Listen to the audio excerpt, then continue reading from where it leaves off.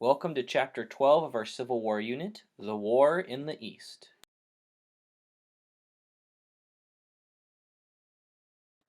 The Battle of Shiloh. On April 6, 1862, Major General Ulysses S. Grant led the Union Army down the Tennessee River. Confederate forces led by General Albert Sidney Johnston launched a surprise attack on Grant's forces, successfully pushing back the Union Army. Johnston was killed on the first day of battle, leaving P.G.T. Beauregard in charge. On the second day, Union reinforcements arrived with Major General Don Carlos Buell. With the new reinforcements, Grant led a counterattack, forcing the Confederates to retreat. Union casualties included 1,754 killed and 8,408 wounded, and Confederate casualties included 1,728 killed and 8,012 wounded, making it the bloodiest battle in American history up to that point. This also was the first battle the Union had won so far in the war. George McClellan. He lived from 1826 until 1885. He served in the Mexican-American War under Winfield Scott and primarily did reconnaissance. After the war, he became a surveyor for then Secretary of War Jefferson Davis, helping to prepare for a transcontinental railroad. McClellan was promoted to Major General at the beginning of the Civil War. Early on, he helped to organize and improve the Union force, the Army of the Potomac, and he helped improve Washington, D.C.'s defenses. 3 days after the first Battle of Bull Run, President Lincoln appointed McClellan to the position of General-in-Chief, replacing Winfield Scott. The Peninsular Campaign. Now in charge, McClellan requested a large number of troops from Lincoln, ultimately gaining a total of 110,000 under his command, one of the largest armies ever assembled. McClellan planned to sail most of his army to the York Peninsula in Virginia so they could march north towards Richmond. A second Union army would leave from D.C. and meet them at Richmond so they could seize it. While this was a good plan in theory, McClellan's greatest weakness was his indecisiveness. McClellan often acted slowly, sometimes not at all, giving Confederate generals such as Lee and Jackson advantages even though they commanded smaller armies. McClellan spent most of his time retraining and reorganizing, avoiding confrontation at all costs. Peninsular Campaign continued. Because of McClellan's indecisiveness, many poorly planned or unnecessary battles were fought early on during the Peninsular Campaign. First, McClellan decided to hold his march to Richmond so they could lay siege to a small Confederate installation at Yorktown. The Confederates retreated to Williamsburg, and while the Union Army was initially successful, McClellan was too slow, and the Confederates were able to retreat. McClellan's army continued to march towards Richmond, meeting Confederate resistance along the way, but never being able to prevent their retreat. By late May, McClellan's army reached Richmond, after pushing back the Confederates at the Battle of Seven Pines.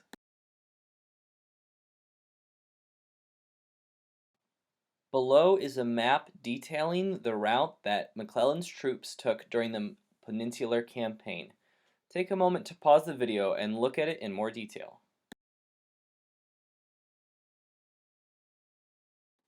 The 7 Days Battles. On June 25, 1862, McClellan and his forces were met on the outskirts of Richmond by Robert E. Lee and the Confederate Army. The 7 Days Battles consisted of 6 minor battles near Richmond over a span of 7 days. These battles included the Battle of Oak Grove, Beaver Dam Creek, Gaines Mill, Savage Station, and Glendale. On July 1, 1862, Lee drove McClellan's forces back at the Battle of Malvern Hill, forcing McClellan and the Union Army to retreat. By the end, McClellan and the Union Army suffered 16,000 casualties, while Lee and the Confederate Army, while victorious, suffered over 20,000 casualties. The Second Battle of Bull Run/Manassas. After successfully driving back McClellan, Robert E. Lee began campaigns in northern Virginia and Maryland. In late August 1862, Lee's army was met by Union Major General John Pope and the Union Army of Virginia. Confederate troops under Stonewall Jackson captured the Union supply depot at Manassas Junction, aka Bull Run, the site of the first battle of the Civil War 1 year earlier. On August 28th, Pope's army met Jackson and the Confederates, fighting them to a stalemate. The following day, on August 29th, Pope concentrated a series of assaults against Jackson, thinking that the battle was his to win, but he still was held back.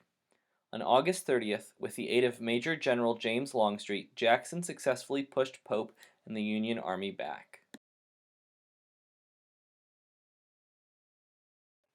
The Battle of Antietam. With each victory, the South became more confident that it would win the war. Lee continued pushing north, hoping to push into Pennsylvania to cut the railroad lines, effectively cutting off half of the northern states. Unfortunately for Lee, this plan was not successful thanks to some carelessness and bad luck. One morning, a Union soldier stumbled upon an abandoned Confederate campsite and found a bundle of cigars wrapped in paper. On the paper were Lee's battle plans, including the important information that he had split his army up, sending a large number of troops with Stonewall Jackson on another mission. Antietam continued. The soldier took the information to McClellan, who, still being cautious, delayed the attack, allowing some of Jackson's men to return. On September 17, 1862, McClellan's forces met Lee's forces at Antietam Creek in Maryland, also known as the Battle of Sharpsburg by the Confederacy. The battle was balanced, with McClellan initially gaining the advantage until Jackson returned with reinforcements. McClellan had twice as many troops, and had he been bold, he could have defeated Lee's entire army.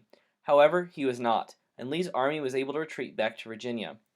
This was the bloodiest battle up to this point in the war, with over 23,000 dead or wounded, but it was also the Union's first major victory. Although they had won at Shiloh, this was the first significant battle that they won.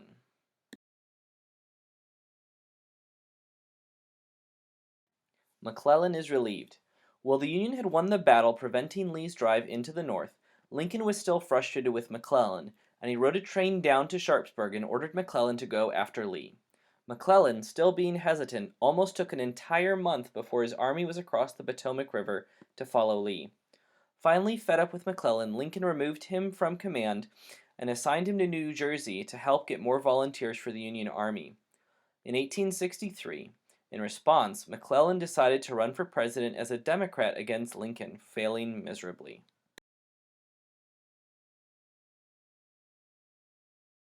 The Battle of Fredericksburg. Victory did not last long for the Union. On December 11, 1862, McClellan's replacement, General Ambrose Burnside, met Confederate forces in Fredericksburg, Virginia. Burnside hoped to cross the Rappahannock River at Fredericksburg and march to Richmond before Lee could stop him. On December 13, 1862, Burnside ordered multiple frontal assaults against entrenched Confederate troops on the heights behind the city. This led to heavy casualties, with the Union losing more than twice as many troops as the Confederacy. Burnside eventually had to pull his army out, ending the war in the East.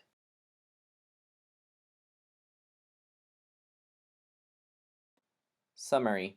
Many of the early battles of the Civil War were fought along the East Coast. The Confederacy won many of these battles, thanks in large part to the inept Union General George McClellan.